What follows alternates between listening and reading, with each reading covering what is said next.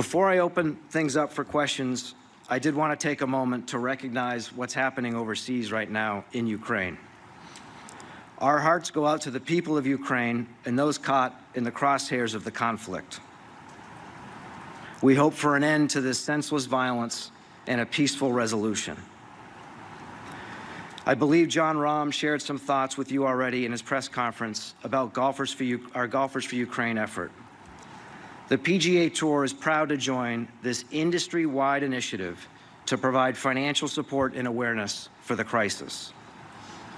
At golfersforukraine.com, the industry is collecting donations for UNICEF, a United Nations agency responsible for providing humanitarian and development aid to children impacted by this crisis. The PGA Tour and many others have already made donations, and we are encouraging support from the broader golf ecosystem. Here at the Players, ribbons in the colors of the Ukrainian flag have been made available to players, caddies, and staff. Thank you for shining a light on this effort through your media outlets as you see fit. The game of golf has an incredible way of rallying around causes that really matter, and this is one. Yeah, Rory, obviously you're aware of what's going on in Ukraine with the Russian invasion. No. You... Yes, Alex, I don't live in a cave. Well, I figured that, but anyways. The bottom line is the PGA Tour, unlike many sports organizations, including the R&A, haven't made a statement yet. I think there's going to be something maybe coming out today. But one of the issues is that some of the major sponsors involved with the PGA Tour have not stopped doing business in Russia. Do you have a thought on what the tour should or shouldn't do in these situations? Yeah, I think what's going on in Ukraine is absolutely horrible. I think everyone would agree with that. It's absolutely brutal. It's sad. It's heartbreaking to see what's happening to that country and those people and the families. And it's something that I don't understand. It's certainly, my knowledge on geopolitical stuff is very, very low. But I just think from just a human side of things, it's just horrible what's going on. I'm sure Jay's in here in an hour or so, and he'll be able to speak more on that and the business side of things. But I mean, I've seen a lot of companies pull back. I saw Shell today is not going to buy Russian oil.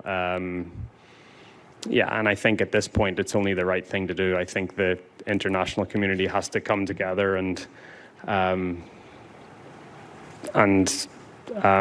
I guess do whatever they can to. I don't know if they can stop it or make it more difficult or whatever it is, but it's horrendous what's going on, and I think everyone can agree with that. Sure. As a dad, as a European, what goes through your mind when you're watching what's going on in Ukraine? It's hard.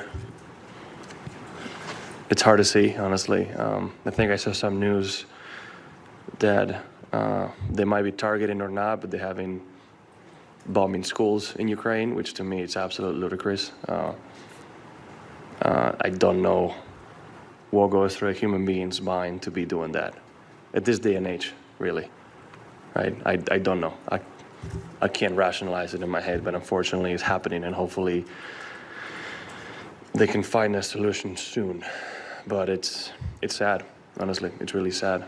Those people in Ukraine right now need help because through no fault of their own, they're going through what they're going through. So, luckily I know the PGA Tour and some of the golf industries are working on something to support that, which, I think a lot of us might jump on, but hoping they can find at least a way to maneuver it, because there's a lot of innocent people that shouldn't be going through this. I mean, nobody should, but, I really am at a loss of words every time I think about it, because I can't believe it, honestly. I just have a hard time believing what goes through Putin's mind to be doing this.